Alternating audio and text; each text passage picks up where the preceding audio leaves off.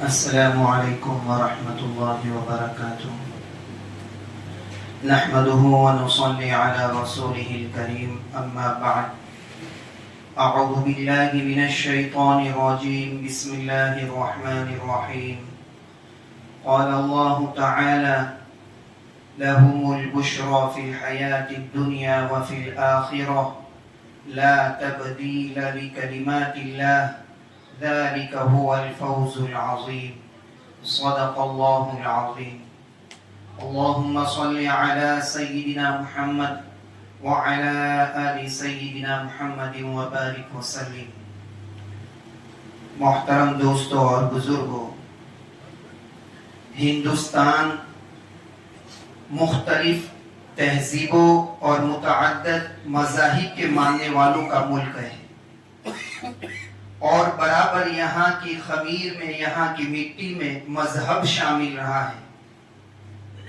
مختلف مذاہب کے ماننے والے اس ملک میں اپنے مذہب پر پوری آزادی کے ساتھ عمل کرتے رہے ہیں۔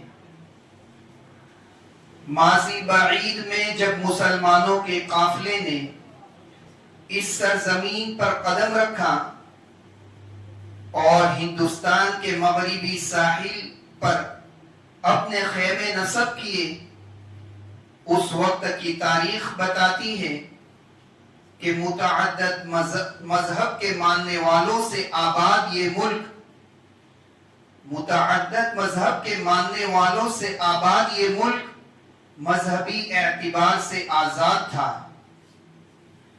اور مذہب اور تہذیب سے وابستہ احکام اور روایت پر حکومت کی طرف سے کوئی پابندی نہیں تھی۔ تہذیبی رنگا رنگی اور مختلف مذہب کو ماننا اور اس پر عمل کرنا ان کی سماجی زندگی میں بے ربطی اور انتشار کا ذریعہ کبھی نہیں بنا۔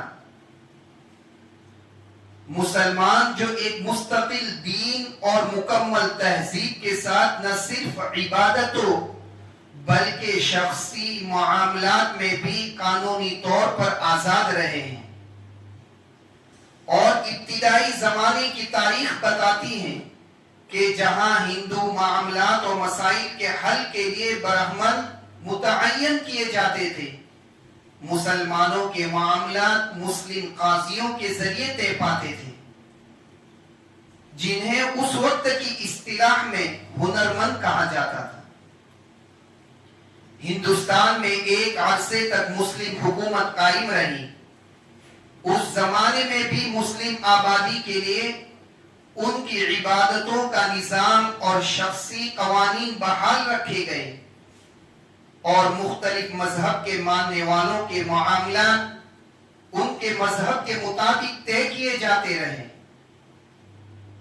مسلم حکومت کا زمانہ ختم ہونے کے بعد انگریزوں کے زمانے میں بھی شخصی قوانین بحال رہے، اور انگریزوں نے موجودہ صدی کے نصف اول میں تدریجاً آہستہ آہستہ اسلام کے شخصی قوانین کو دستور میں جگہ دی، جسے مسلم پرسنل لا کہا گیا۔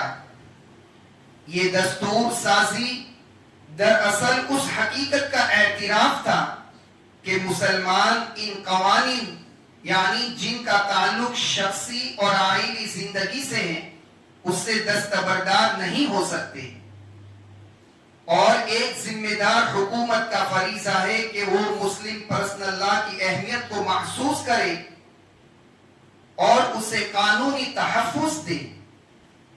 جب ہندوستان آزاد ہوا اور ملک کا نیا دستور بنا، تو اس میں بھی مسلم پرسنل لا کی قانونی حیثیت تسلیم کی گئی، اور طویل ترین ماضی کی روایات اور عوامی رجحان جس کی بنیاد مذہب پر ہے، ان کا احترام کیا گیا۔ قانون کے اندر ان کا احترام کیا گیا، اور قانون سازوں نے صاف طور پر دستور ساز اسمبلی میں اعلان کیا کہ مسلم پرسنل لا میں کسی قسم کی مداخلت نہیں کی جائے گی۔ اس وقت ڈاکٹر امبیڈکر نے یہ کہا تھا کہ یکساں سول کوڈ کو نافذ کر کے کوئی کوئی حکومت اپنے اختیارات کو استعمال کر کے مسلمانوں کو بغاوت پر آمادہ نہیں کر سکتی۔ میرے خیال میں اگر کسی نے ایسا کیا تو یہ ایسی حکومت پاگل ہی ہوگی۔ وطن عزیز میں رائج قوانین کی دو اہم قسمیں ہیں، ایک سول کوڈ اور ایک کرمنل کوڈ، جس کے لیے اردو میں بالترتیب ضابطہ، دیوانی اور فوجداری کے اصطلاح استعمال کی جاتی ہے۔ دوسری قسم ضابطہ فوجداری کے اندر جرائم کی سزائیں اور بعض انتظامی امور سے متعلق قوانین آتے ہیں، مثلا کسی جرم میں کیا سزا دی جائے گی اور مجرم کے لیے کیا اصول و ضوابط ہوں گے اور انتظامی طور پر کس قسم کے اقدامات حکومت کرے گی۔ پہلی قسم سول کوڈ کے دائرے میں وہ تمام قوانین آتے ہیں جن کا تعلق معاشرتی تمدنی امور سے ہے۔ البتہ اس قسم کے ایک حصے میں جسے پرسنل لا کہا جاتا ہے، اس میں ملک کے بعض اقلیتوں کو ان کے مذہب کے لحاظ سے کچھ خصوصی شعبوں میں الگ قوانین پر عمل کرنے کا اختیار دے دیا جاتا ہے۔ مسلمانوں کو ملک کے دستور میں یہ حق دیا گیا ہے کہ نکاح، طلاق، ایلا، زہار، خلا، فسخ نکاح، عدت، نفقہ، وراثت، وصیت، ہبہ، رضاعت، وقف، خیراتی ہو اور غیر خیراتی دونوں سے متعلق مقدمات اگر سرکاری عدالتوں میں لے جایا جائے اور دونوں فریق مسلمان ہو تو سرکاری عدالتیں اسلامی شریعت کے مطابق ہی مذکورہ معاملات میں فیصلہ کریں گی۔ ان قوانین کا مجموعہ پرسنل لا کہا جاتا ہے۔ ہندوستان میں یونیفارم سول کوڈ کا صاف مطلب یہ ہے کہ اس ملک میں مسلمانوں کو اپنی مذہبی ہدایت کے خلاف نکاح و طلاق جیسے معاملات انجام دینا ہوں گے۔ وصیت اور وراثت کے معاملے میں بھی انہیں مذہبی قانون کے بجائے دوسرے قوانین پر عمل کرنا ہوگا۔ اسی طرح دوسرے مذہب اور رسم و رواج کے پابند لوگوں کو بھی اپنا مذہب چھوڑنا ہوگا، اپنے رواج کو مٹانا ہوگا اور نئے قانون کا پابند ہونا پڑے گا۔ اس طرح یونیفارم سول کوڈ واضح طور پر مسلم پرسنل لا سے مختلف ایک قانون ہے جس کے نفاذ کے بعد مسلم پرسنل لا کی کوئی گنجائش باقی نہیں رہتی۔ گویا مسلم پرسنل لا جس کی بنیاد قرآن و سنت اور یونیفارم سول کوڈ کو یکجا نہیں کیا جا سکتا۔ حضرت امیر شریعت مولانا سید محمد ولی رحمانی رحمت اللہ علیہ یکساں سول کوڈ کی حقیقت کو اجاگر کرتے ہوئے لکھتے ہیں کہ میں پورے یقین کے ساتھ کہتا ہوں کہ یونیفارم سول کوڈ کا شوشہ اہل سیاست کی زبان ہے اور دلی کے دربار کو قبضے میں لانے کی ایک نامناسب جسارت ہے۔ ہندوستان کسی ایک مذہب کے ماننے والوں کا ملک نہیں ہے۔ یقین مانیے اگر یکساں سول کوڈ نافذ ہوگا تو ہندوستان چرمرا جائے گا، ملک میں بے چینی پھیل جائے گی۔ یہ ملک کسی ایک مذہب کا ملک نہیں ہے، یہ ملک کسی ایک تہذیب کا ملک نہیں ہے۔ اللہ کا بڑا کرم ہے کہ اس ملک میں اللہ نے الگ الگ مذہب دیے ہیں، ہر قسم کی تہذیب دی ہے، ہر رنگ کا سماج دیا ہے، الگ الگ قوانین ہیں اور سب لوگ خوشی خوشی ان قوانین پر عمل کرتے ہیں۔ ان سارے قوانین کو ختم کر کے اگر ایک قانون نافذ کرنے کی کوشش کی گئی اور اگر ایک قانون اس ملک میں لاگو کیا گیا تو دوسرے قانون پر عمل کرنے والے اور دوسرے قانون کو ماننے والے یہ سمجھیں گے کہ ان کا حق چھینا جا رہا ہے، ان کا مذہب چھینا جا رہا ہے، ان کی تہذیب چھینی جا رہی ہے۔ اور انسان سب کچھ برداشت کر سکتا ہے، اپنے مذہب کی تبدیلی، اپنے کلچر کی تبدیلی اور اپنی زبان کی تبدیلی کسی قیمت میں بھی برداشت نہیں کر سکتا۔ محترم دوستوں اور بزرگوں، یکساں سول کوڈ کا شوشہ ایک سازش ہے ملک کے خلاف، سازش ہے مسلمانوں کے خلاف، یہ سازش ہے ہندوؤں کے خلاف۔ لوگ بڑے چکنے چہرے کے ساتھ چکنی چپڑی باتیں کیا کرتے ہیں، کتنا مکروہ ذہن ہے ان کا، کتنا گندا دل ہے ان کا، یہ سوچنے کی ضرورت ہے اور دیکھنے کی ضرورت ہے۔ دیکھنے والی نگاہ چاہیے تو اندازہ ہوگا کہ وہ کتنی بے ایمانی کے ساتھ کام کر رہے ہیں۔ یونیفارم سول کوڈ کا معاملہ کیا ہے؟ معاملہ یہ ہے کہ جو قانون ہے نکاح کا، جو قانون ہے طلاق کا، جو قانون ہے وراثت کا، جو قانون ہے ہبہ کا، جو قانون ہے وصیت کا، اور جو گھریلو کام کے قوانین ہیں اور جو شادی بیاہ کے قوانین ہیں، ان سب کو ختم کر دیا جائے اور ایک قانون نافذ کر دیا جائے۔ یہ بات بھی آج کل یونیفارم سول کوڈ کے عنوان سے کہی جا رہی ہے کہ مرد و عورت کو ایک جیسے اختیارات دیے جائیں گے۔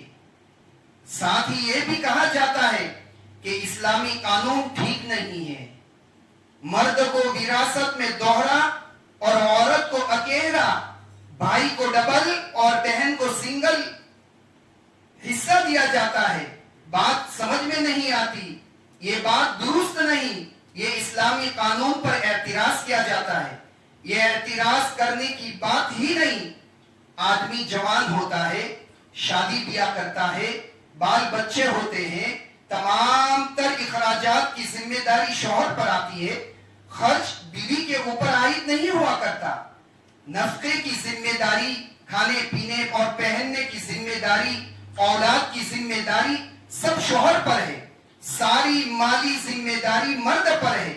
جس پر مالی ذمہ داری زیادہ ہے اس کا وراثت میں حصہ زیادہ، اور جس پر مالی ذمہ داری کم ہے اس کا وراثت میں حصہ بھی کم ہے۔ عقل کے مطابق یہی قانون ہے۔ عقل کے مطابق وہ قانون نہیں جس میں گدھے گھوڑے سب برابر کر دیے جائے۔ اللہ تعالیٰ نے مخصوص صفات کے ساتھ مرد کو پیدا کیا ہے اور مخصوص صفات کے ساتھ عورت کو پیدا کیا ہے۔ دونوں کی ذمہ داریاں الگ الگ، ایک کی ذمہ داری گھر کی، دوسرے کی ذمہ داری باہر کی۔ مرد باہر کھیت کھلیان میں، دفتر میں، آفس میں، بازار اور شہروں میں محنت کرے اور کمائے، اور عورت رہے گھر میں اور بچوں کی تربیت و پرورش کرے۔ یہی بنیادی بات ہے اور یہی اسلامی فکر ہے۔ محترم دوستو، اب اگر نیا قانون لاگو ہوتا ہے تو سب ایک پلڑے میں، سب ایک درجے میں، نکاح دوسرے طریقے پر اور طلاق دوسرے طریقے پر، ظاہر ہے کہ یہ بات قابل قبول نہیں ہے۔ اور مسلمانوں کے لیے یہ بات اس لیے بھی قابل قبول نہیں ہوگی کہ نکاح طلاق کا طریقہ، وراثت و وصیت کا طریقہ، ہبہ کا طریقہ، یہ سب قرآن مجید سے ثابت ہے، ہمارا دین کا حصہ ہے، سنت رسول سے ثابت ہے، اور ہم اس کے خلاف نہیں جا سکتے۔ یونیفارم سول کوڈ کو ہم مسلمانوں کے خلاف سمجھتے ہیں، ہندوؤں کے خلاف سمجھتے ہیں، عیسائیوں کے خلاف سمجھتے ہیں، سکھوں کے خلاف سمجھتے ہیں، اور خود اس ملک کے خلاف سمجھتے ہیں۔ اگر اس ملک میں مذہب کو بدلنے یا مذہب کو توڑنے کی کوشش کی گئی تو ہم اس کے خلاف آواز اٹھائیں گے اور قانونی دائرے میں رہتے ہوئے اپنا جمہوری حق استعمال کریں گے۔ کل بھی ہم نے اس ملک کی آزادی کے لیے قربانیاں دی تھی اور آج بھی ہم اس ملک کی حفاظت کے لیے قربانی دینے کے لیے تیار ہیں۔ جناب ایڈوکیٹ عبدالرحیم قریشی صاحب مرحوم یکساں سول کوڈ کی حقیقت کو اجاگر کرتے ہوئے لکھتے ہیں کہ پرسنل لا کے معاملات میں کسی اور قانون پر چلنے کے لیے مسلمانوں کو کہنا یا مجبور کرنا ارتداد کی، مرتد کرنے کی، دین سے پھیرنے کی، ارتداد کی دعوت نہیں تو کم از کم مذہبی احکامات کی کھلی خلاف ورزی کی دعوت ضرور ہے۔ کہ تم نماز چھوڑ دو، تم طلاق اپنی مرضی سے دو، دین کو مذاق بنا دو، یہ خلاف ورزی ہے۔ بے شک کوئی مسلمان ایسی دعوت کو قبول نہیں کر سکتا۔ مسلمان یونیفارم سول کوڈ کے مخالف ہیں، ہندوؤں کا مذہبی طبقے میں بھی اس سے اتفاق نہیں رکھتا، مسلمانوں کے اختلاف کی بنیادی وجہ یہ ہے کہ یونیفارم سول کوڈ مذہبی تعلیمات سے ٹکراتا ہے. اس کے نفاذ کے بعد معاشرتی اور شخصی زندگی میں قرآن و سنت کی ہدایت سے دستبردار ہونا پڑے گا اور ایک ایسے قانون کو اپنی زندگی میں نافذ کرنا پڑے گا جس کے نتیجے میں مذہب کی مقرر کی ہوئی حدیں مٹ جائے گی اور فرد کی شخصی زندگی سے حلال اور حرام کا وجود ختم ہو جائے گا. مسلمان اس کے لیے تیار نہیں ہے کہ وہ ان قوانین کے ذریعے اپنی معاشرتی اور شخصی معاملات و مسائل کا حل نکالے جن کا ہر قدم پر مذہب سے ٹکراؤ ہوتا ہے. ہر مذہب کے ماننے والوں کے کچھ تہذیبی امتیازات ہوتے ہیں جن کا تعلق بڑی حد تک پرسنل لا سے ہوا کرتا ہے اور بعض مذاہب کے یہ امتیازات مذہبی تعلیمات کی بنیاد پر ہی نہیں بلکہ رسم و رواج اور جغرافیائی حالات کے ماتحت ہے. مسلمانوں کے بھی تہذیبی امتیازات ہیں جن کی بنیاد مذہبی تعلیمات پر ہے. مسلمان آمادہ نہیں کہ وہ تہذیبی امتیاز سے دستبردار ہو. اس کی وجہ یہ نہیں کہ مسلمان بلا وجہ امتیازی اپنے آپ کو الگ کرنا چاہتا ہے. مسلمان بلا وجہ امتیازی نقطۂ نظر یا علیحدگی پسندی کا جذبہ رکھتے ہیں. وجہ یہ ہے کہ تہذیبی امتیاز ہمارا دین ہم سے جو کہتا ہے ہم اس کو فالو کریں گے, ہم اس طریقے کے نظر آئیں گے. مذہبی تعلیمات کی بنیاد پر ہے.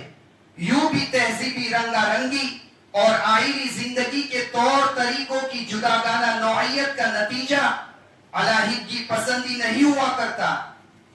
علیحدگی پسندی قومی معاملات سے بے تعلقی, مشترکہ سماجی ربط کی کمی, رفاہی کاموں سے دوری کی شکل میں سامنے آتی ہے. مسجد میں نماز نہ پڑھنے والا ہندو, مندر میں پوجا نہ کرنے والا مسلمان, گرنتھ صاحب پر عمل نہ کرنے والا عیسائی اور بائبل کے مقدس تعلیمات کو اپنے لیے غیر ضروری سمجھنے والا سکھ کو کبھی علیحدگی پسند نہیں کہا جاتا. اگر ایک غیر مسلم مسجد میں نماز نہیں پڑھتا تو ہم اسے یہ نہیں کہتے کہ یہ اپنا الگ چاہ رہا ہے. ہر ایک شخص, ہر ایک مذہب کا ایک اپنا الگ ہے. یہ بات بھی ذہن میں رہنی چاہیے کہ اس ملک میں مختلف قسم کی قوم آباد ہے. ان کا الگ الگ زندگی گزارنے کا طریقہ ہے. اس ملک میں دلت بھی ہے, ان کا طریقہ, ان کا رواج دوسرے ہیں. اس ملک میں بہت بڑی آبادی پہاڑیوں کی ہے, ٹرائبل کی ہے. ان کے دستور, طریقہ اور رواج الگ ہے اور وہ اس بات کے لیے تیار نہیں کہ اپنے رسم و رواج کو چھوڑ کر سرکار کے متعین کیے ہوئے رسم و رواج کی پابندی کرے. اس ملک کے اندر پوربی علاقوں میں 6-7 اسٹیٹ ایسے ہیں جن کا مذہب دوسرا, جن کی تہذیب دوسری, جن کا رواج دوسرا, جن کے طور طریقے الگ. اگر یکساں قانون لایا جائے گا تو یقین مانیے اس ملک میں بے اطمینانی اور بدامنی پھیل جائے گی, اور اگر کسی ملک میں بے اطمینانی اور بدامنی پھیلتی ہے تو اس ملک کی سالمیت پر اثر پڑتا ہے. اس لیے موجودہ حالات میں ہماری ذمہ داری ہے کہ ہم بیدار رہے, ہوشیار رہے, تیار رہے ان ساری کوششوں کے خلاف جو ملک کو بانٹنے کے لیے کی جا رہی ہے یا جو دین کو مٹانے کے لیے کی جا رہی ہے. ان ناگفتہ بھی حالات میں ہماری بیداری, ہماری چوکسی, ہماری ہمت اور ہمارا حوصلہ ملک کو صحیح سمت دینے کے لیے کافی ہے. اس کے ساتھ ہی ہم اپنے پڑوسیوں کو سمجھائے, اپنے وطنی بھائیوں کو سمجھائے کہ اس ملک کو غلط سمت میں لے جایا جا رہا ہے, غلط روپ پہ ڈالا جا رہا ہے. اس ملک میں لوگوں کو آپس میں بانٹنے کی کوشش کی جا رہی ہے.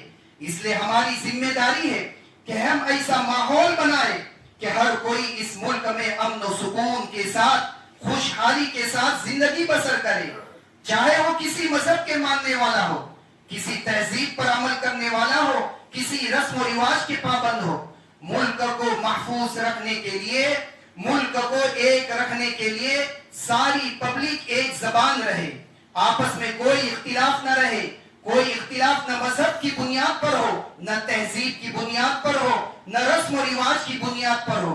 لوگ اپنے اپنے رسم و رواج پر عمل کرتے رہے اور اپنی اپنی تہذیبوں کے پابند رہے، اپنے اپنے مذہب کے مطابق زندگی گزارے، مگر ملک کو مضبوط کرتے رہے اور ملک کو پوری توانائی دے، پوری طاقت دے، تاکہ یہ ملک ترقی کر کے آگے بڑھ سکے اور یہ ملک دنیا کے نقشے پر سر بلند ہو سکے. مسلمانوں، اسلام امن و سلامتی کا پیغمبر ہے. اس کی راہ عشق محبت کی راہ ہے، اور عشق محبت کی راہ میں استخارہ نہیں کیا جاتا. اس راہ میں رکنا اور ٹھٹکنا سب سے بڑا جرم ہے. یہ تو ذوق اور شوق کے ذریعے طے ہوتی ہے. تکلیف و مصیبت اس راہ کے لیے توشہ ہے، دشواریاں اس کی عظمتیں ہیں، جد و جہد شوق مسلسل اس کا سرمایہ ہے. اس راہ کی مشکلات چلنے والے کے لیے باعث مسرت ہے، اور اس کی دشواریاں مسافر کی زندگی کو تابناک بناتی ہے. اس لیے میں آپ سے کہوں گا کہ تذبذب کو چھوڑے، اعتماد بھروسہ بحال کرے، شک کے بجائے یقین پیدا کرے، اور اس یقین اور اعتماد کی راہ میں جس قدر بھی مصیبتیں سامنے آئے اسے خندہ پیشانی سے قبول کرے. آج کے حالات سخت ہیں. امت مسلمہ پر جو حملے ہو رہے ہیں، جو سازشیں رچی جا رہی ہے، جو عزائم ہے، واضح ہے. شاعر اللہ زد پر ہے، جان و مال عزت و آبرو کے لالے پڑے ہیں. دھمکیوں سے ڈرانے سہمانے کی بھرپور کوشش کی جا رہی ہے. اور وطن عزیز کا یہ منظر کتنا دل خراش ہے کہ اس دھرتی پر قانون بیچارہ ہوتا جا رہا ہے، انصاف شرمسار ہے، سچائی کو مٹایا جا رہا ہے، حقیقتوں کو پروپیگنڈے میں دبایا جا رہا ہے. اور بے بصیرتی کی انتہا یہ ہے کہ وہ ملت جس کا ہر فرد ہمارے وطن کا چھٹا انسان ہے، اسے ڈرا دھمکا کر اس کے حقوق غصب کرنے کی فضا بنائی جا رہی ہے. بے شک مرحلہ سخت دشوار سامنے ہے اور بڑا امتحان ہے. بچھ گئے کوئے یار میں کانٹے، بچھ گئے کوئے یار میں کانٹے، کس کو عذر برہنہ پائی ہے. یقیناً حالات سخت ہے، اور ایسا محسوس ہوتا ہے کہ ہمارے خیمن کو جلانے کے لیے، ہمارے باغوں کو جلانے کے لیے بجلیاں چاروں طرف سے گرج رہی ہے. اس نازک وقت میں سرکار ذی وقار صلی اللہ علیہ وسلم ہماری رہنمائی فرماتے ہیں، جس کا ترجمہ ہے حضرت ثوبان رضی اللہ تعالیٰ عنہ کہتے ہیں کہ رسول اللہ صلی اللہ علیہ وسلم نے فرمایا کہ دوسری قومیں تم پر ایسی ہی ٹوٹ پڑے گی جیسے کھانے والے پیالوں پر ٹوٹ پڑتے ہیں. تو ایک کہنے والے نے کہا کیا ہم اس وقت تعداد میں کم ہوں گے؟ آپ صلی اللہ علیہ وسلم نے فرمایا نہیں، بلکہ تم اس وقت بہت ہوں گے، لیکن تم سیلاب کی جھاگ کے مانند ہوں گے. اللہ تمہارے دشمن کے سینوں سے تمہارا خوف نکال دے گا اور تمہارے دلوں میں وہن ڈال دے گا. تو ایک کہنے والے نے کہا کہ اللہ کے رسول، وہن کیا چیز ہے؟ وہن کیا چیز ہے؟ آپ صلی اللہ علیہ وسلم نے فرمایا دنیا کی محبت اور موت کا ڈر ہے. اللہ کے رسول صلی اللہ علیہ وسلم نے حالات کا جو نقشہ کھینچا تھا وہ دور نزدیک نظر آ رہا ہے. آپ نے مرض کی جو تشخیص فرمائی وہ بھی واضح ہے. آپ کا پیغام امت کے ہر فرد کے لیے دعوت فکر ہے. اب فیصلہ امت کو کرنا ہے کہ اسے قلب و روح عزیز ہے یا اس کا معدہ اور مادہ ابھی آسودہ اور بھرا نہیں ہے. وہ رسول کریم صلی اللہ علیہ وسلم کے بتائے راز زندگی کو دل میں اتارنے کے لیے تیار ہے یا نہیں. امت کا ایمان کے تقاضوں پر لا زوال نہ ختم ہونے والا یقین اور اسے زندگی میں برتنا ہی کامیابی کی نشانی ہے.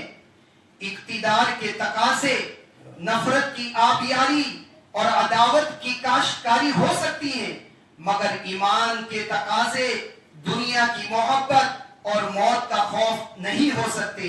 وَمَا آتَاكُمُ الرَّسُولُ فَخُذُوهُ وَمَا نَهَاكُمْ عَنْهُ فَانْتَهُوا رسول کریم صلی اللہ علیہ وسلم نے جو کچھ دیا ہے اسے پکڑ لو اور جس چیز سے تمہیں روکا ہے اس سے باز آ جاؤ.